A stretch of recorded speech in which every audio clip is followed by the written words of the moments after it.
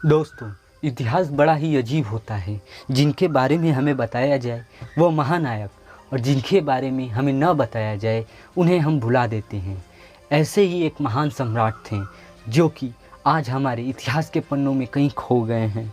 वह महान सम्राट जिसने सिकंदर से भी अधिक युद्ध जीते, वह महान सम्राट जिसने चीन तक अपना साम्राज्य फैलाया, वह महान सम्राट जिसने उमायद खलीफत के सामने खड़े रहने की जुर्रत की, और सिर्फ जुर्रत ही नहीं की, उसे बहुत ही बुरी तरह से हराया भी। और ऐसे तेजस्वी और महान सम्राट का नाम ललितादित्य मुक्तपीठ है। ललितादित्य का जन्म करकोटा राजवंश में हुआ था। उनके पिता प्रतापादित्य ने लाल हंसों के आखिरी शासक युधिष्ठिर को हराकर कश्मीर को एक शक्तिशाली राज्य में संस्थापित कर दिया। लेकिन करकोटा वंश को असली समृद्धि तो प्रतापादित्य के पुत्र ललितादित्य के समय में ही मिली।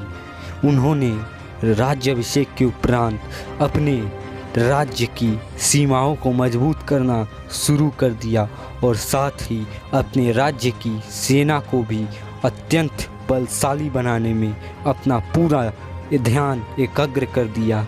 उसने तुर्की और चाइना से कई सारे मिलिट्री एडवाइज़र्स को मंगवाया और अपनी सेना को एक शक्तिशाली सैन्य बल में संस्थापित किया। और फिर उन्होंने कूच करना शुरू कर दिया।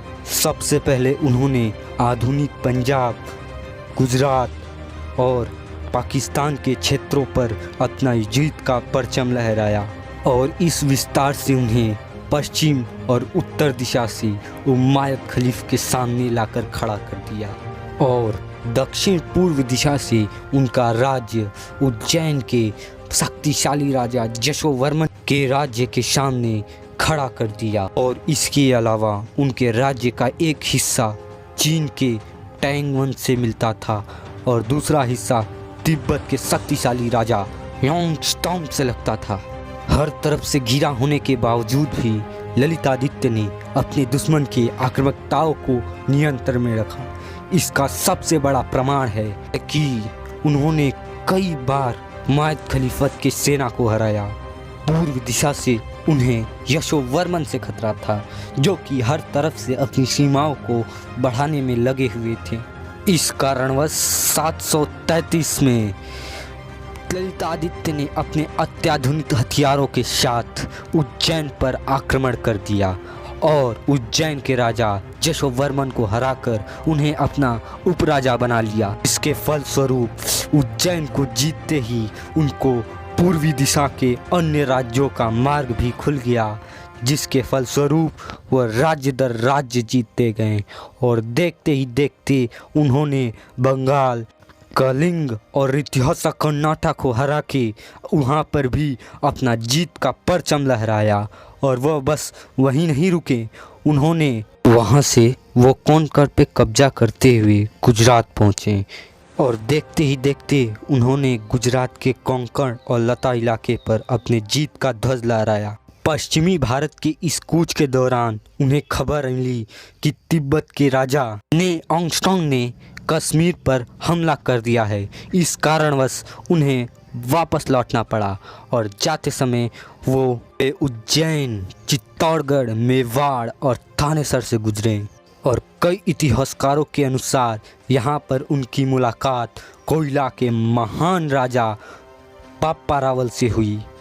बप्पा रावल ललितादित्य के सहयोगी बन गए और बाद में उन्होंने ललितादित्य और अपनी सेना की कई टुकड़ियों के साथ मध्य एशिया के कई राज्यों पर कब्जा किया।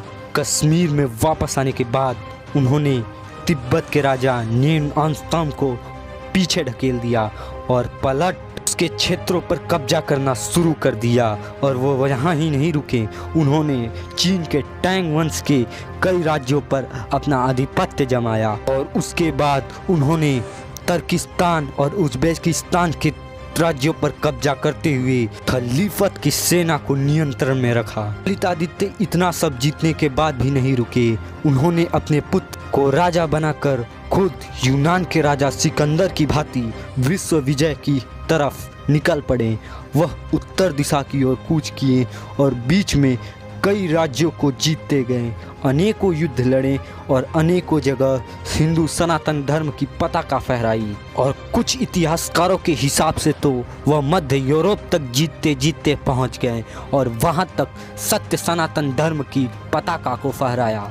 36 वर्षों तक अपराजित और महान शासन करने के बाद यह योद्धा एक युद्ध अभियान के दौरान वीर गति को प्राप्त हो गए।